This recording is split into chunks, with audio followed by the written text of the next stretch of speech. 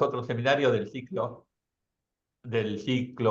Freedom Perspective, y donde están participando como expositores miembros corresponsales del centro, del Freedom Hayek Center for the Study of the Free Society. Y bueno, hoy tenemos el gusto, el privilegio de tenerlo a Carlos Rodríguez Brown desde España. Bueno, timing justo para un seminario desde España, por cierto. Parece un chiste. Así que, Carlos, muchísimas gracias. Carlos nos va a hablar sobre, bueno, el liberalismo de Javier Milei, un trabajo suyo, y es todo tuyo el seminario. Muy bien, Ricardo, muchas gracias. Muchas gracias a Usema. Es un placer estar otra vez con vosotros y os voy a presentar un libro que está a punto de salir. Va a salir la semana que viene o la otra en la editorial Lid en España, que se titula El pensamiento de Milei, liberalismo contra estatismo. Comentábamos antes de empezar el seminario que difícilmente puede ser más oportuna la salida del libro después del lío que se ha montado entre Pedro Sánchez y Javier Milei. Y entonces debo aclarar que es un libro que se centra sobre sus ideas, no sobre su gestión, que además tiene muy pocos meses, ¿no? Debo decir que no conozco a Javier Milei salvo por una única oportunidad en la que dialogamos así como estamos dialogando ahora, Zoom mediante, hace unos años. Y, y este libro está dedicado esencialmente a analizar su pensamiento. Hablo muy poco sobre su persona y he hablado muy poco con gente que está cercana a él. Se da la casualidad que tengo muy buena amistad con personas que han tratado al presidente y en especial con dos referentes doctrinales suyos a ambos lados del Atlántico, que son Alberto Venegas Lynch en la Argentina y Jesús Huerta de Soto en España, ¿no? Que ellos cultivan este pensamiento de Hayek y de los austríacos, que les gusta hablar de estatismo como el enemigo del liberalismo, enemigo de la libertad. Eso es seguir la vieja línea hayekiana de oponer el liberalismo a lo que Hayek llamaba el socialismo de todos los partidos. Y también tengo amigos liberales que son muy contrarios a Milei, como por ejemplo Roberto Kachanowski y algún otro, ¿no? Sin embargo, he preferido no consultarles y abordar directamente el pensamiento de Milei, por así decirlo, sin intermediarios. Porque me parece que en última instancia lo que importa son las ideas. Dejadme que os cuente una anécdota. Hace 40 años entrevisté a Hayek en Madrid. Estaba terminando el que iba a ser su último libro, La fatal arrogancia. De hecho, estaba dándole vueltas al título. Y, y le comenté que qué le parecía aquella famosa frase de Keynes al final de la teoría general, cuando dice que los intereses no son lo más importante y que lo más importante son las ideas. Y recuerdo como si fuera hoy que se incorporó Hayek, se entusiasmó y me dijo que sí, que sí, que sí, que sí, que me dijo, yes, yes, Maynard was right. que tenía, que tenía razón.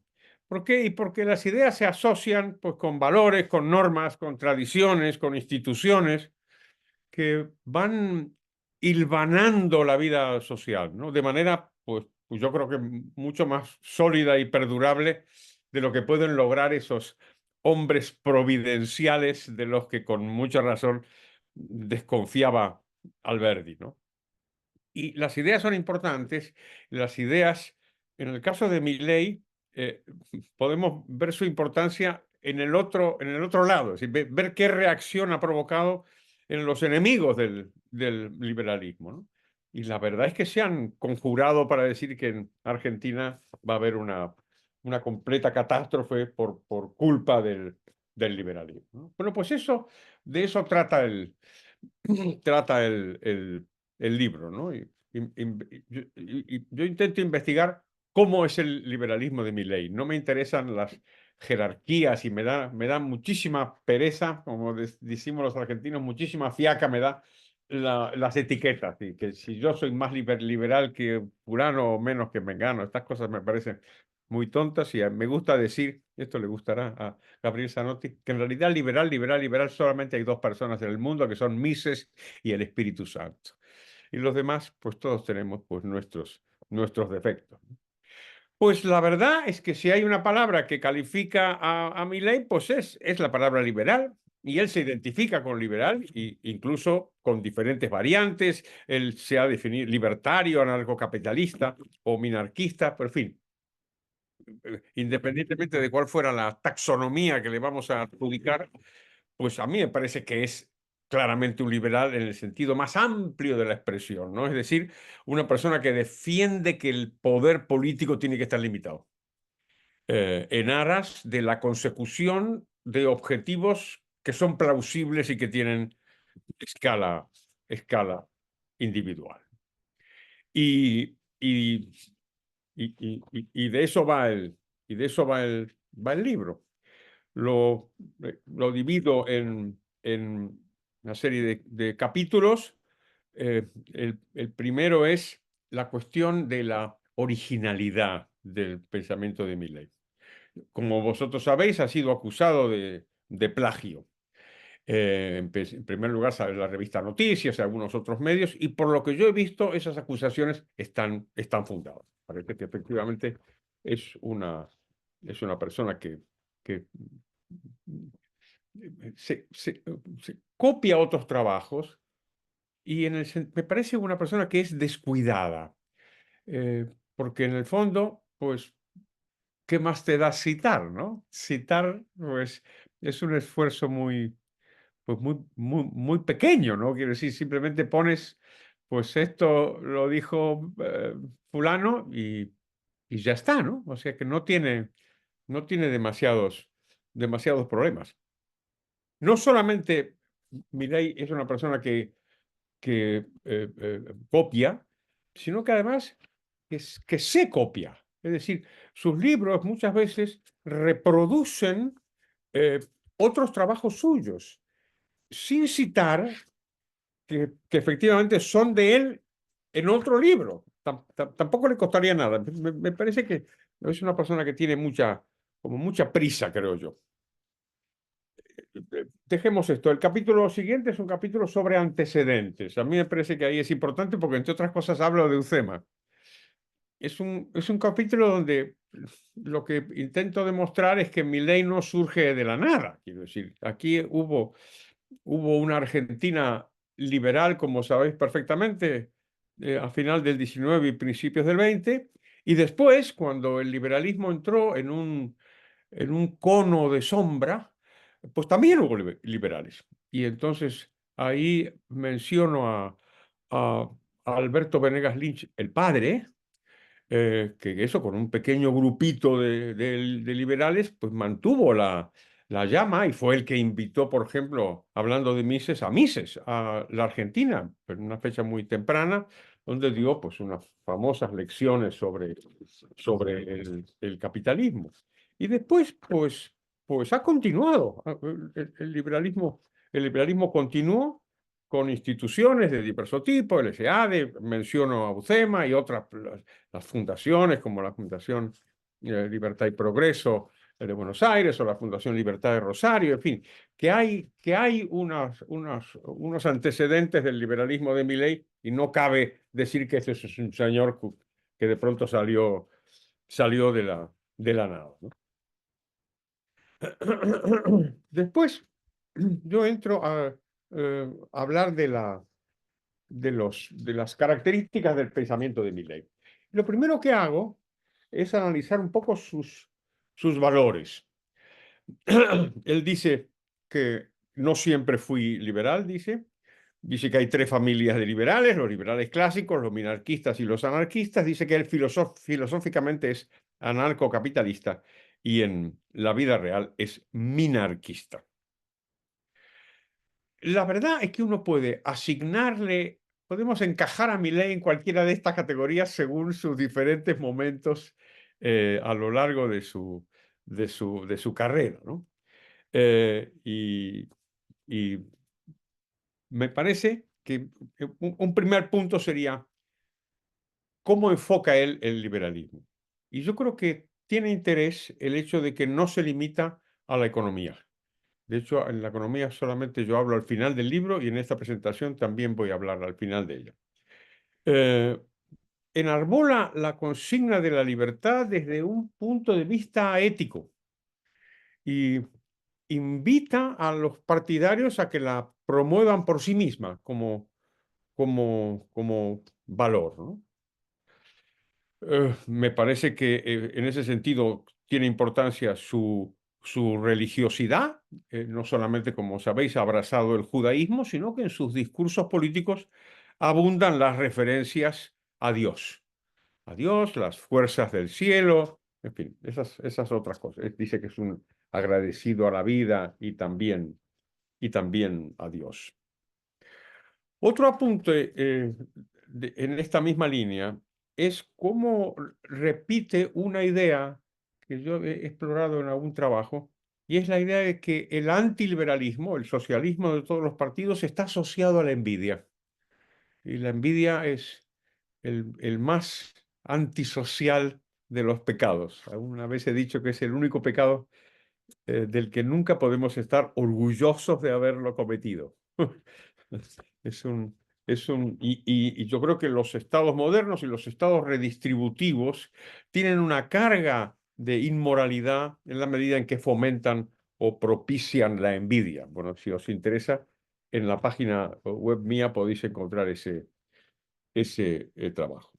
Otro asunto también es la cuestión del aborto. El aborto, ahí Milei plantea el aborto como una cuestión moral y además, en ese sentido, se separa de manera muy radical de sus referentes ideológicos, como es el caso, por ejemplo, de Rothbard, que como recordaréis, pues es un gran defensor del aborto. Otra cuestión de valores es que defiende el matrimonio y a la hora de la cuestión que puede ser polémica del matrimonio homosexual, él dice que lo que le interesa del matrimonio es sobre todo su carácter contractual.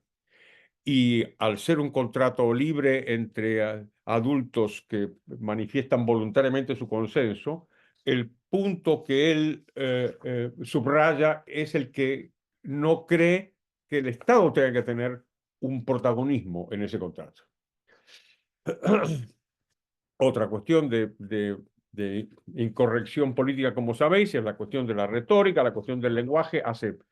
Hace muy poco tiempo rechazó el lenguaje inclusivo, cosa que, por cierto, a un otro país latinoamericano, creo que es Perú, no estoy muy seguro, también lo han excluido. Me parece un apunte interesante y, como digo, políticamente muy incorrecto.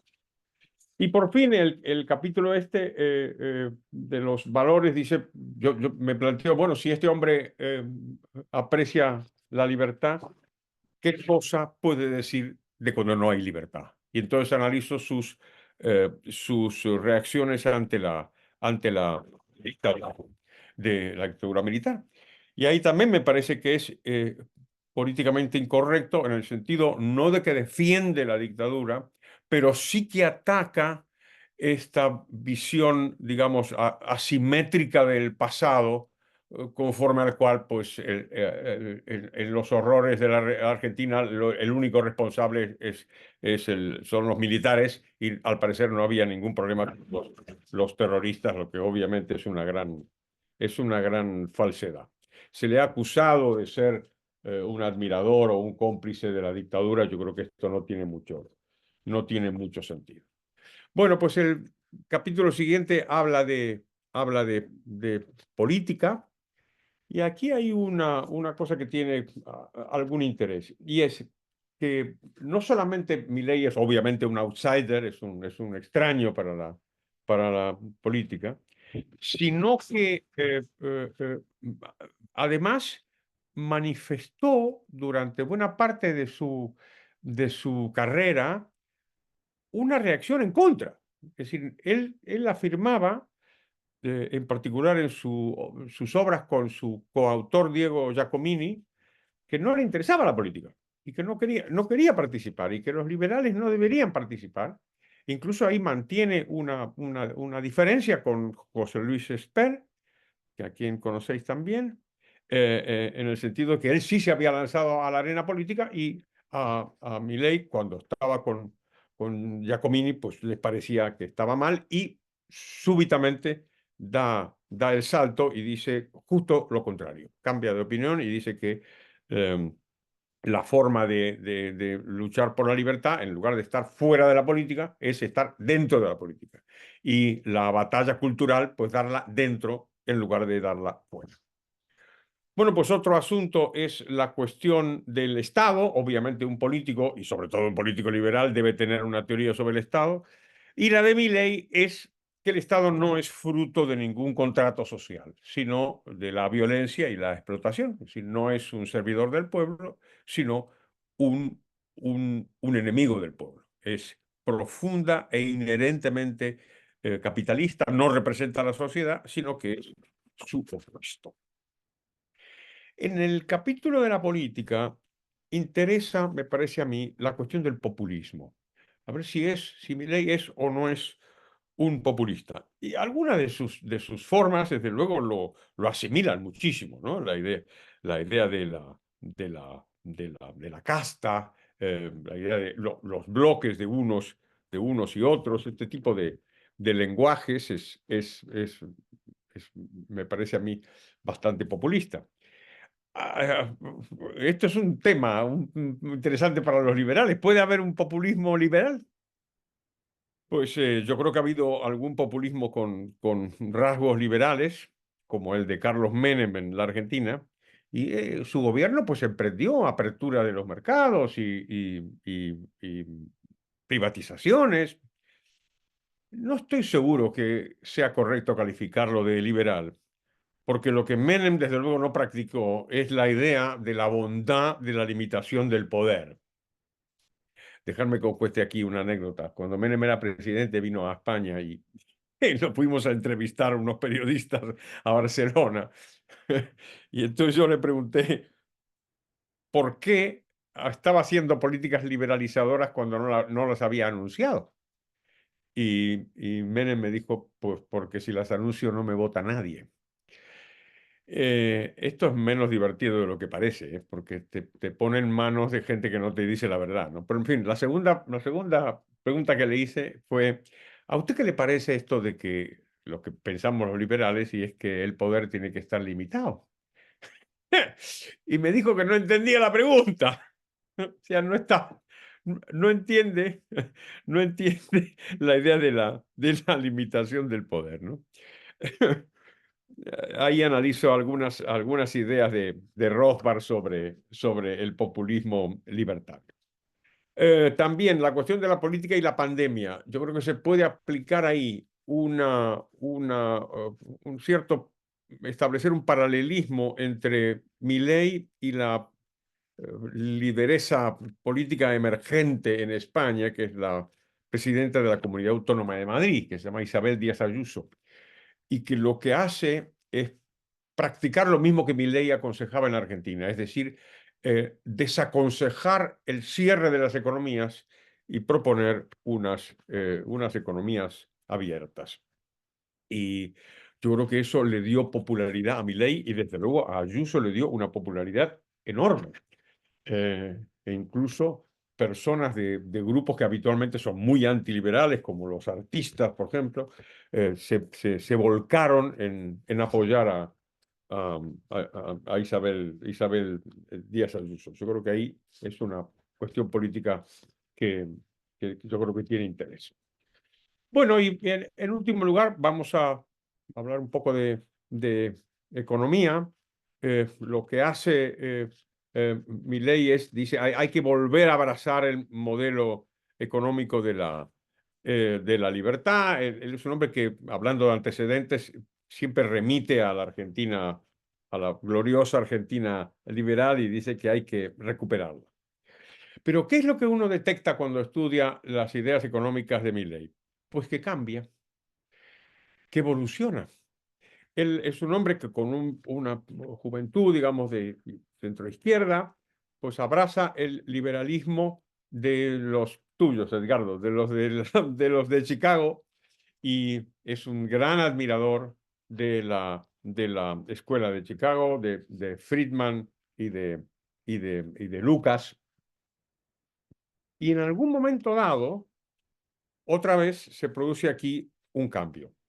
Él es un crítico consistente del keynesianismo, pero lo que hace es abrazar, básicamente es un monetarista, y además con bastante solvencia por los trabajos que he consultado. Me llamó la atención en sus libros. Es un hombre que utiliza bastantes matemáticas y desde luego están bien, no digo nada, las ecuaciones las he revisado, están bien, no es que sean ninguna novedad, están en los manuales, pero se ve que tiene una soltura matemática que no todos los economistas tienen, pero en fin, la mayoría tenemos. Y me llamó la atención porque son libros en principio que también eran destinados al público en general y yo no sé bien qué reacción pudo haber tenido el público al encontrarse con sus ecuaciones, ¿no? En un momento dado, como digo, da el salto y se produce un acercamiento a la escuela austríaca. Y Milei lo cuenta prácticamente como una conversión. ¿Sí? En algunos párrafos que son bastante emocionantes personalmente, dice que es como una especie de, de, de Pablo de Tarso, ¿no? Cayéndose del caballo en camino a Damasco. En algunos aspectos económicos, Milei nunca cambió, digamos, en el sentido, por ejemplo, de los controles de precios. Ahí hubo siempre una condena, ahí hubo una crítica mm, constante a a los controles de precios. Antes de que me olvide, no sé bien si tengo mucho tiempo, ¿me estáis escuchando bien? ¿No es cierto? Todos levantar la mano, hacer alguna señal. Perfectamente, Sí, perfectamente, Carlos. perfecto. Muy bien, pues No, entonces tenés continuamos. todo el tiempo del mundo, como te decía, manejarlo totalmente a tu gusto. Muy bien. Pues sigo. En esta aproximación a los austríacos, una de las características de Milley es que empieza a hacer una revalorización del papel de los empresarios. Y esto es creciente a lo largo del tiempo y yo creo que explota cuando salta a la política y especialmente cuando llega a la presidencia. Y lo tenemos en todos sus discursos.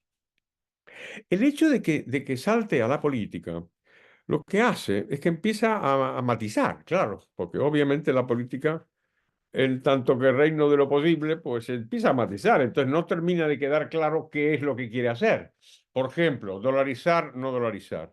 Sí, Banco Central, no Banco Central. Hay una entrevista en donde le dicen, ¿usted sería el presidente del Banco Central de la República Argentina? Y él responde, sí, siempre que sea el último.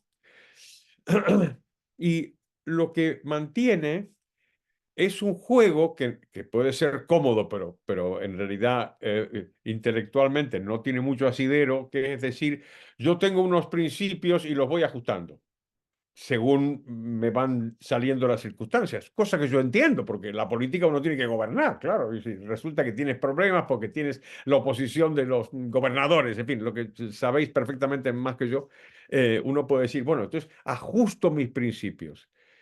Y entonces él insiste en eso. Dice, bueno, yo soy filosóficamente anarcocapitalista. En la práctica, dice, soy minarquista.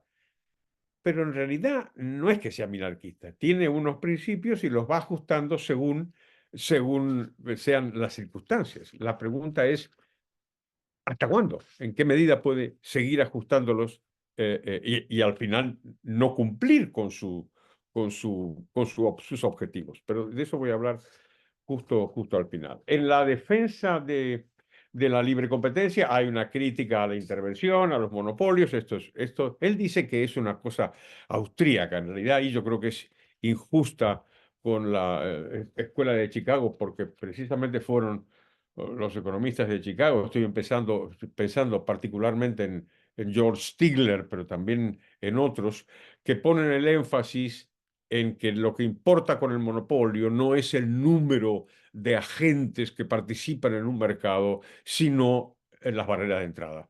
Y en ausencia de barreras de entrada, si el mercado produce como resultado que haya un oferente, significa que ese oferente simplemente es competitivo y nada más, ¿no? Mi sensación en términos económicos es que el pensamiento económico de Milei tiene dos características. Una es el liberalismo, que claramente está metido en ello, y otro es el cambio. Entonces, por ejemplo, se ve en los cambios de opinión que tiene con respecto a uno de los más importantes economistas argentinos del siglo XX, que se llamó Olivera, Julio Olivera, a quien tuve el placer de conocer porque presidió la sesión de la Academia Argentina de Ciencias Económicas, donde yo me incorporé como académico correspondiente. Bueno, pues Milei fue capaz de destripar a Olivera, denigrarlo, y a los pocos años alabarlo. Y él dice que encaja en esa evolución, como digo. No es que me parezca incoherente, ¿eh? Lo que digo es subrayemos este, este cambio, ¿no? Y de hecho una vez le preguntaron si este cambio que hizo de ser un neoclásico, digamos, o un monetarista, a ser un austríaco, esto a lo mejor pues indica que en el futuro pues igual puede cambiar. Y dice que sí, que efectivamente sí, cosa que me parece que es bastante razonable. El conocimiento siempre es provisorio. Por fin me llama la atención una cosa, y es, aunque Milei es considerado una persona extremista y sobre todo marcado por la ruptura, en realidad su pensamiento económico es más armonizador que rupturista. Y me parece que está simbolizado esto en el nombre de sus famosos perros, porque los perros unen la escuela austríaca y la escuela de Chicago, como sabéis, porque se llaman Murray por Rothbard, Milton por Friedman y Robert y Lucas, claro está, por Robert Lucas. Y eso es algo que algunos autores como Giacomini o como Ricardo López Murphy han subrayado esto. Y algo que me parece bien interesante es cómo Milley intenta incorporar a la escuela austríaca la teoría del crecimiento económico, sobre todo el crecimiento endógeno. Y juega con bastante talento con Adam Smith, en fin, me parece que es un economista que, como digo, evoluciona, pero que resulta sin duda muy interesante. Pues vamos a terminar con lo que me imagino que interesa más a la gente, y es qué posibilidades tiene. Es decir, qué posibilidades tiene de llevar adelante estas ideas liberalizadoras que os he intentado resumir. Y la verdad que es bastante complicado, ¿no? Porque hay hay una cita que me gustaría daros, que es muy sabia, de, de Adam Smith, cuando dice que los problemas del intervencionismo, que son muy grandes, eh, en realidad los verdaderos problemas, los verdaderos males del intervencionismo, no se producen cuando el intervencionismo es aplicado, sino cuando se lo suprime. No recuerdo ahora dónde está, pero es una cita muy famosa de la riqueza de las naciones. Él estaba hablando de la posibilidad de hacer reformas y dice que, claro, que hay que tener mucho cuidado porque lo habitual cuando se producen las reformas es que suceda esto. Es decir, que, los males aparezcan primero y en la máxima intensidad cuando el liberalismo es suprimido. Algo parecido decía Milton Friedman, Ricardo, te acordarás, cuando hablaba de la inflación, ¿no? Cuando decía que en la inflación los efectos buenos aparecen al principio y los efectos malos después, pero cuando Ujú. haces la política antiinflacionaria es como la borrachera, digamos, los Ajá. efectos malos son los efectos que aparecen primero, cuando tienes el hangover, ¿no? Y por eso me parece a mí la clave del asunto es la paciencia. La paciencia y el aguante de los argentinos, porque uno no puede gobernar contra el pueblo. De hecho, nadie puede gobernar contra el pueblo, ni siquiera los dictadores, ¿no? Y la idea de que el liberalismo puede salir adelante en la Argentina, que sería una cosa maravillosa y a todos nos gustaría, depende críticamente del tiempo, claro. Y a lo mejor tiempo es precisamente lo que mi ley no tiene. Pero eso sí es algo que no sabemos todavía. A ver si los argentinos van a tener la paciencia de aguantar estos efectos malos que vengan primero para que vengan después los buenos. Muchísimas gracias. Gracias, gracias a vos. Y bueno, pueden escribir sus preguntas en el panel de preguntas y respuestas. Florencia, ¿quién más maneja vos la reunión? La pregunta, pongo la primera pregunta nada más, me tiento. ¿Qué horizonte temporal le ves a esa paciencia? Porque la pregunta, claro, vos sabés, la Argentina se caracteriza por ser muy impaciente y bueno, con razón, ¿no? O sea, estamos quemados de espanto a lo largo de los años, toda la historia argentina. Es como que todo el mundo, Doña Rota, como decía Neustadt, ha tomado un curso rápido de economía, todo el mundo, bueno, está pendiente día a día de lo que pasa. Sí, eh, me tenés que hacer preguntas que yo sepa responder. No, es que yo no sé la respuesta, no tengo ni idea. Yo, Yo, honestamente, si me lo preguntás a mí, no tengo respuesta alguna, no tengo idea. Esa es la palabra justa. sí, fíjate que hay una cuestión que tiene que ver con el populismo, ¿no?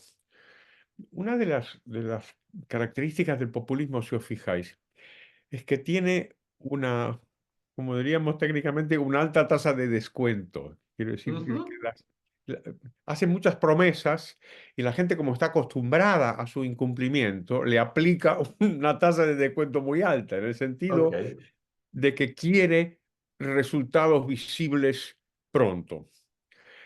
Entonces, ahí alguien podría decir, bueno, pues entonces mi ley va a ser víctima de esta característica del populismo y entonces la paciencia de la gente va a ser corta. Ahí yo diría que puede haber algo que opere en sentido contrario. Por ejemplo, si la tendencia a que la inflación se modere se mantiene, esto es una señal que a la gente le puede afectar en sentido positivo.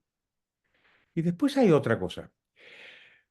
La economía argentina, como tantas otras, está tan intervenida, digamos, todos los sectores están tan abroquelados, digamos, rodeados de cargas que no es descartable que se generalice una cosa que hemos visto, que vosotros habéis visto también, y es que si liberas los mercados, funcionan cosas, empiezan a pasar cosas. Si liberas el mercado de los alquileres, por ejemplo, como ha pasado en Ujú. Argentina, lo lógico es que pase lo que estudiamos en economía en Economics 101, quiere decir, hombre, en el momento que tú pones controles de precios, desaparecen las mercancías, en el momento que liberas los precios, aparecen otra vez las mercancías.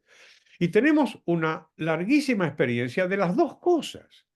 Y entonces, pues sí, cuando en 1948 Erhard liberalizó los precios de la Alemania ocupada, cuando por cierto todos los asesores le decían que no lo hiciera, pues lo hizo y empezaron a aparecer las mercancías. Claro, se acabó el mercado negro y aparecieron las mercancías. Y lo mismo pasó en la Rusia de Yeltsin, que también hizo lo mismo, liberalizó los precios prácticamente de la noche a la mañana, overnight, y como dicen los manuales, aparecieron las mercancías, ¿no? En España pasó lo mismo también, cuando se fue liberalizando microeconómicamente España desde la muerte de Franco, pues pasó lo mismo. Y en Argentina, pues ha pasado con los alquileres. Mi esperanza es que esto quizás sea generalizable y en la medida que vayas abriendo lentamente la economía, el pueblo argentino puede ver que existe la posibilidad de que esto que está contando Milei y lo que hemos contado los liberales siempre, y es que el mercado funciona, pues sea verdad. En la medida que tengas esas señales, tu paciencia va a aumentar, creo yo. Ujú. Coincido, coincido. Gracias. Ok, Florencia, prometo no interrumpir más. No, por favor, muchísimas gracias, doctor Carlos Rodríguez Brown, por esta exposición y por la presencia. Hay mucho interés, hay muchas preguntas, así que voy a ir compartiendo algunas con usted para que, bueno, si considera puede dar algún comentario. La primera, Pablo nos pregunta, ¿hasta dónde Milei es un liberal o es un capitalista conservador? Porque me resulta difícil entender que un liberal quiera imponer el liberalismo en lugar de convencer y esperar la libre aceptación del mismo, contrario a la filosofía de Ayn Rand, por ejemplo. Ujú. Muchas gracias, Pablo. Sí, en el fondo es una clásica paradoja. No te puedo imponer la libertad, ¿no? Eso sí que está claro. Sin embargo, ahí podríamos plantear un par de cosas. Primero, te subrayo lo que había dicho antes, ¿no? En el momento que estás en la política, yo creo que la imagen es cuando salís del jardín y te metes en el barro, ¿no? Estás en un auténtico lodazal chapoteando y rodeado de contradicciones y de problemas. O sea que es muy fácil detectar contradicciones en lo de Milei.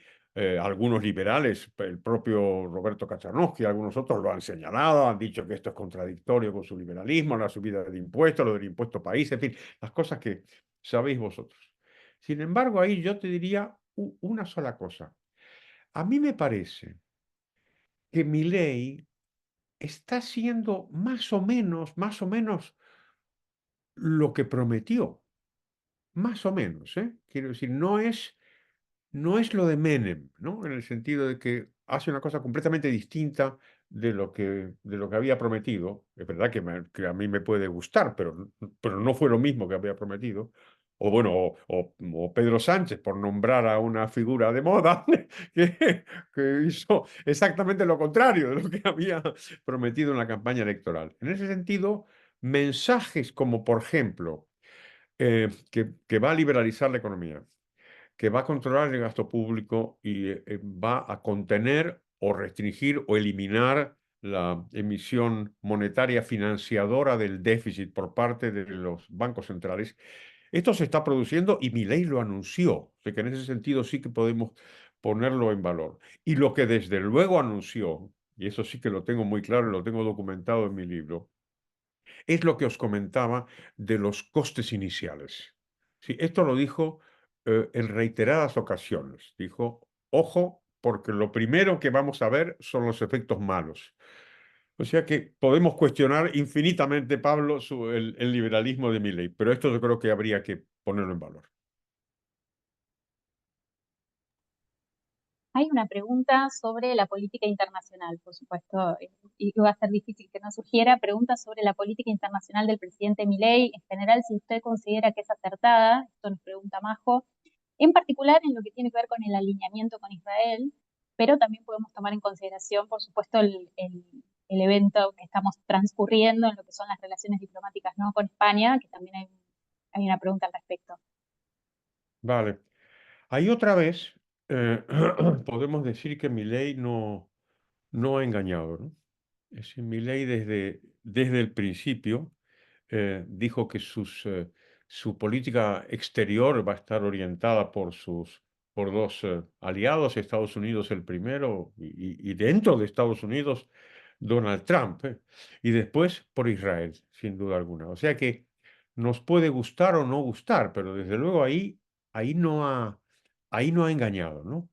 Y, y es políticamente muy incorrecto, ¿no? Incluso uno puede decir, caramba, qué audacia, qué osadía, qué temeridad, ¿no? Eh, jugar a la política con estas bazas que al parecer son tan negativas. Pues a lo mejor no lo son tanto, ¿no? A lo mejor pues hay más personas que están apoyando a Estados Unidos o a Israel que las contrarias, ¿no? En el caso de España, eh, pues Milei y Sánchez han sido que se han peleado en el patio del colegio desde hace mucho tiempo. Entonces, no me parece extraño que se peleen. Incluso uno puede decir que a ambos la pelea esta les interesa en la medida que ambos tienen interés en tapar los problemas internos con problemas externos. Eso es un clásico de la política. Y por supuesto los problemas de Milei los conocéis vosotros perfectamente porque estáis viviendo en Argentina y los problemas de Sánchez son muy considerables, de todo tipo. Antes de incluso de la aparición de los escándalos de corrupción había problemas políticos de todo tipo. O sea que a ambos les puede interesar. ¿Qué va a suceder con eso? Pues hay un refrán que dice, con las cosas de comer no se juega, ¿no? Y mi sensación es que hay en el fondo, digamos, si hay dos países que se quieren, son Argentina y España. O sea, está en disparate pensar que se pueden romper las relaciones. Digamos, es una locura. Recordaba el otro día yo que, que Francisco Franco, la dictadura de Franco, que había hecho una guerra contra los comunistas, Franco nunca rompió relaciones con Cuba. Nunca rompió relaciones diplomáticas con Fidel Castro. Y se habían matado en tierras españolas los franquistas y los comunistas. Quiero decir, hay un sustrato de armonía y de afecto y, por supuesto, de intereses económicos tan poderoso que yo creo que va a prevalecer sobre el disparate, pero a lo mejor me equivoco. Pasamos a una pregunta de Eleonora Urrutia. Consulta, ¿cuáles son los principales problemas económicos, regulaciones e intervenciones que cree que Javier Milei no está abordando en la coyuntura a pesar de que sigue pasando el tiempo? Lo primero que hay que recordar es esto de, a pesar de que sigue pasando el tiempo, ha pasado muy poco tiempo. Es que este es el asunto, es apenas unos meses. Y si uno empieza a pensar, esto lo hablo también en el libro, la pregunta de Zabalita, de cuándo se jodió el Perú, que si remontamos en el pasado y tenemos una visión histórica, ¿cuándo empezó Argentina a torcerse? Pues hace muchísimo tiempo, ¿eh? Es habitual echarle la culpa a Perón de este asunto y yo creo que es incorrecto, ¿eh? Porque los males empezaron antes. Los males del giro hacia el antiliberalismo claramente estaba en la Argentina conservadora, ¿eh? De los años 20 y los años 30. Perón lo que hace es acelerar el movimiento antiliberal que había empezado antes. Os cuento una anécdota.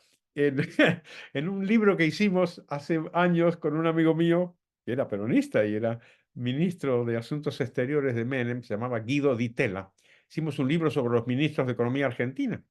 Y uno de los que participó fue Alfredo Gómez Morales, que había sido ministro de Economía y presidente del Banco Central en la época de Perón. Y él decía que muchas de las medidas que habían adoptado en los años 40 y 50 los peronistas eran copias de lo que habían adoptado antes los conservadores. Entonces, ha pasado pues 100 años, digamos, de políticas intervencionistas, de gobiernos militares, gobiernos democráticos, de derecha, de izquierda, de lo que usted quiera. Oye, ¿y vosotros pensáis que esto se va a arreglar en 6 meses? El tiempo, otra vez. La paciencia de la que usted hablaba. Es Una pregunta acá de Frank, quizás más de índole puramente teórica, ideológica. Pregunta, en su consideración, ¿por qué a nivel discursivo el colectivismo o el socialismo resultó más exitoso, mientras que el liberalismo tuvo serias dificultades para imponerse como el sentido común en las sociedades? Como ejemplos podemos pensar en la academia, en la literatura, en el cine.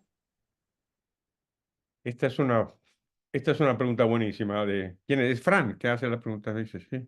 Muchas gracias, Fran. Esa es una pregunta buenísima. Buenísima, buenísima, buenísima. Y, y a lo mejor requeriría un seminario íntegro solamente para empezar a abordarla, ¿no?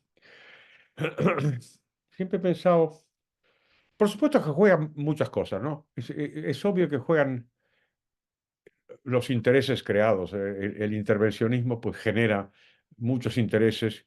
El liberalismo los desafía. El liberalismo desafía, pide a todo el mundo que compita y nuestra tendencia pues naturalmente es a rehuir la competencia si podemos, ¿no? Y buscar el amparo del Estado. Yo tenía un amigo, Pedro Fraile, había estudiado en Estados Unidos, era un tipo muy inteligente, y él decía así, era calvo como soy yo, y él siempre decía, los liberales estamos en contra de los subsidios, pero si hay uno para calvos... Esto es una dificultad cuando se mezclan los intereses. Y después, alguna otra cosa más podemos decir. El socialismo apela al sentido común. El intervencionismo apela al sentido común. Os cuento una cosa. Hace años, cuando empezó la democracia en España, hicieron un experimento y sacaron a todos los políticos del Congreso, de los diputados, y los llenaron de niños, de chicos del colegio.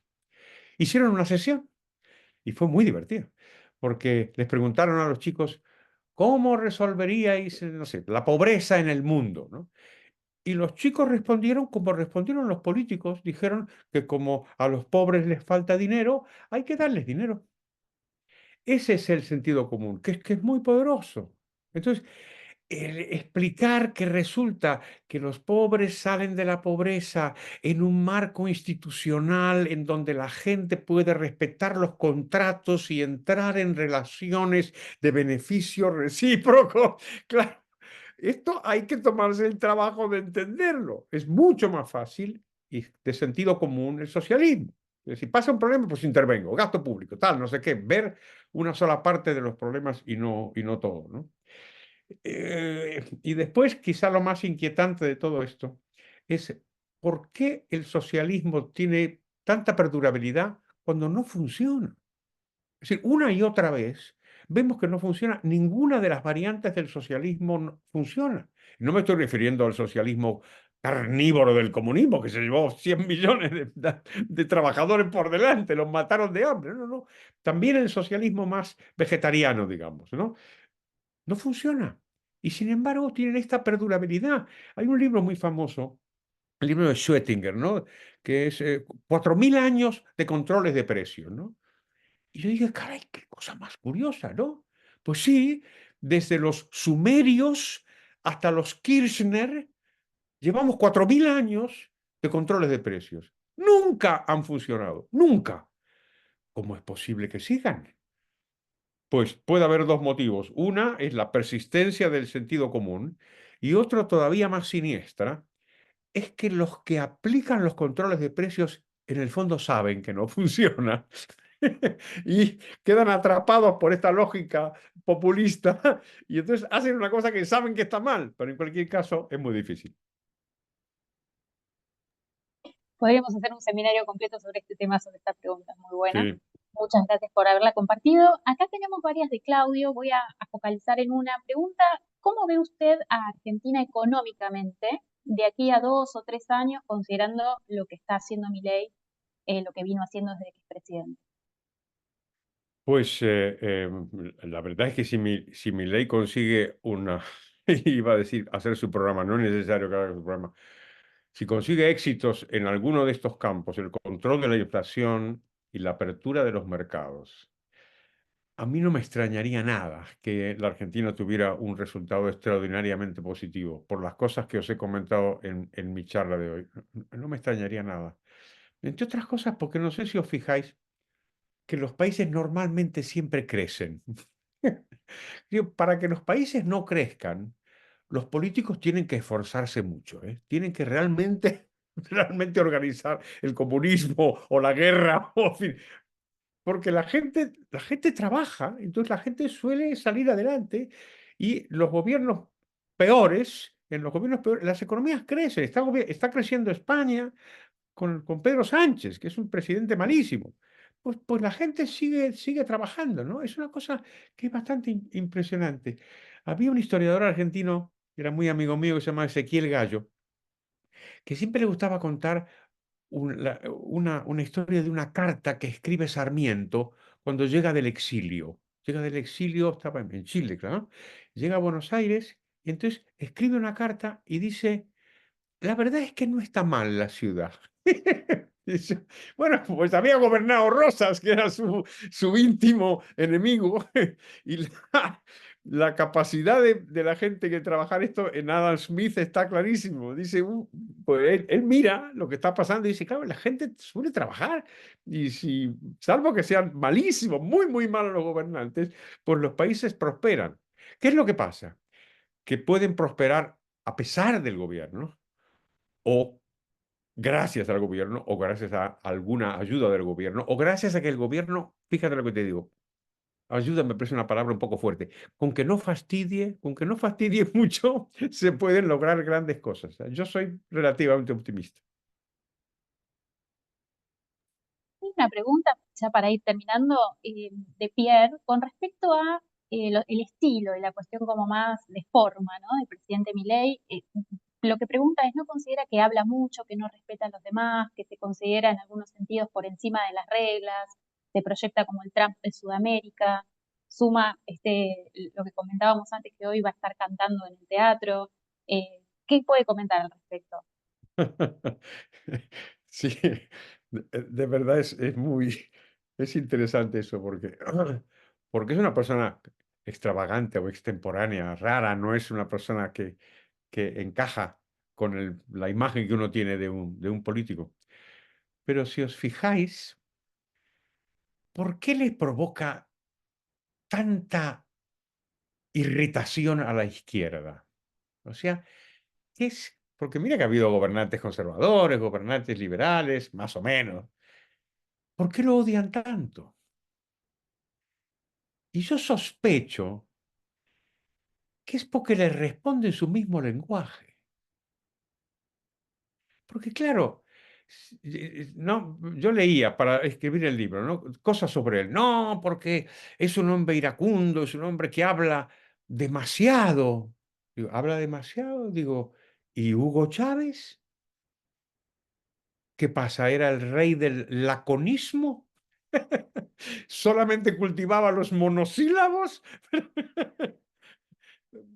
Muchas veces era un charlatán, pero torrencial, y se pasaba horas y horas hablando y por supuesto insultaba. Y lo que pasa es que nunca tuvieron enfrente a un tío que es como ellos y que funciona con su mismo lenguaje. No les tiene miedo y les gana las elecciones.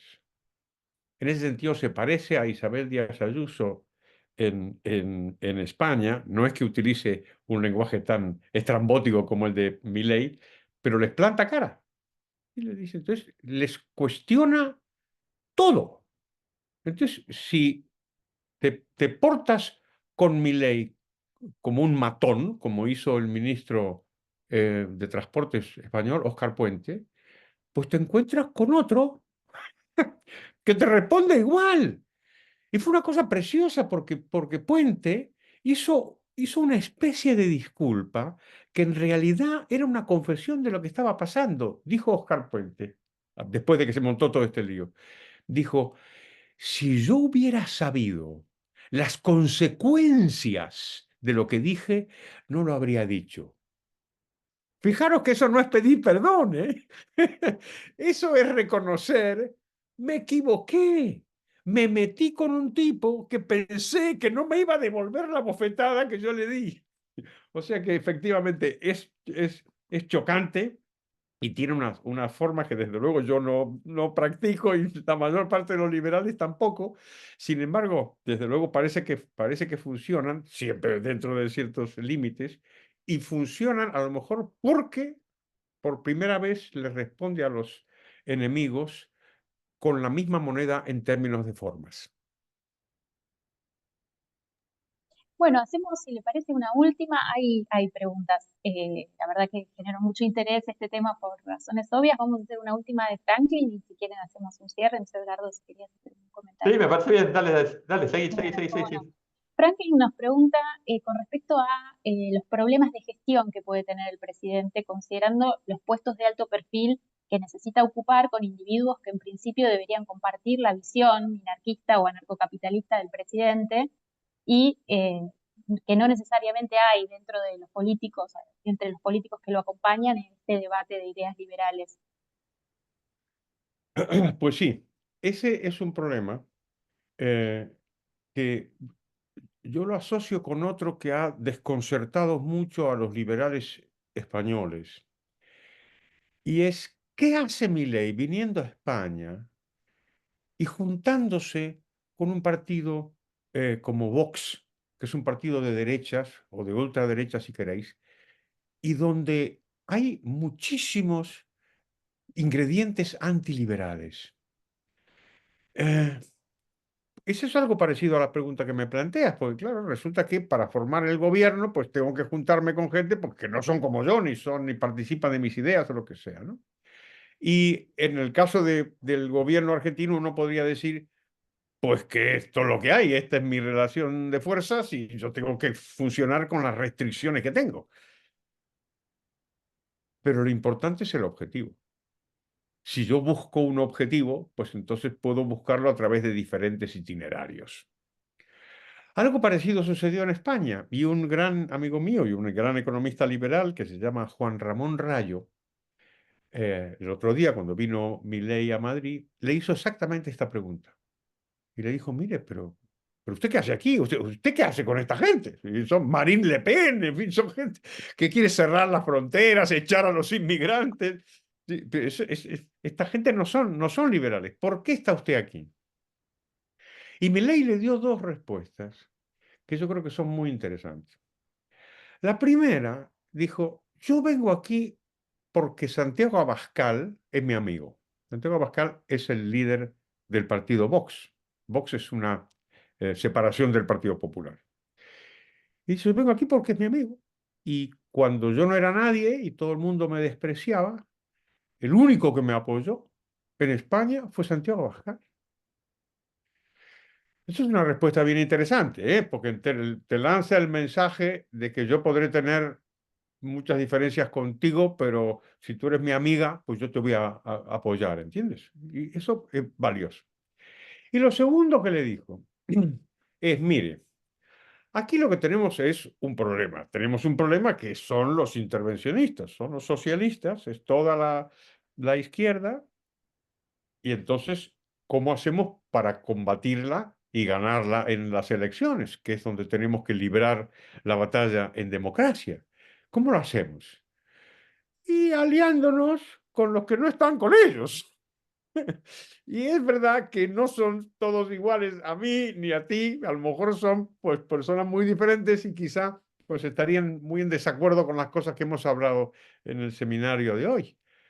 Pero en la medida en que estén en contra de, como decía Hayek, los socialistas de todos los partidos, pues entonces a lo mejor pueden resultar aliados. Bueno, muchísimas gracias, doctor, por la presencia el día de hoy. Gracias a todos los que dejaron sus preguntas en el chat. No nos da el tiempo de responder a todas. Eso es bueno, eso es bueno. Cuando quedan 27 preguntas en el chat es bueno, Es buena pero señal. es sano dejar con hambre, quote unquote, a la audiencia lacaniano, por así decirlo. Carlos, muchísimas gracias. Siempre para cerrar el seminario, bueno, en este caso te dejo el espacio a vos para lo que quieras. Cerralo vos al seminario. Muy bien, Y pues muchísimas gracias de vuelta y ojalá nos veamos pronto. Esperemos que esto no implique la ruptura de relaciones entre España y Argentina, que no nos podamos ver, no sé, pues, nunca se sabe. bueno, nada, que muchísimas gracias a vosotros, muchas gracias a los participantes, muchas gracias por las preguntas y por supuesto que nos volveremos a ver, porque como digo, yo creo que los disparates tienen algún límite y entonces confío en que se imponga el sentido común y nos veremos pronto. Muchas gracias a todos. Muchas gracias. Hasta aquí llega el seminario entonces. Lo cerramos, Florencia, porque vos sos la chair, tenés Sí, cómo no. Gracias Dale, por haberse gracias. conectado y los invitamos también a seguirnos en nuestras redes sociales para estar al tanto de las próximas novedades, de otros seminarios. Vamos a seguir con charlas del estilo de esta y por supuesto también a poder suscribirse a nuestra newsletter si ingresan al sitio web para estar también al tanto de las novedades. Doctor, muchísimas gracias. Ha sido un placer tenerlo en el día de hoy. Gracias a todos. Adiós.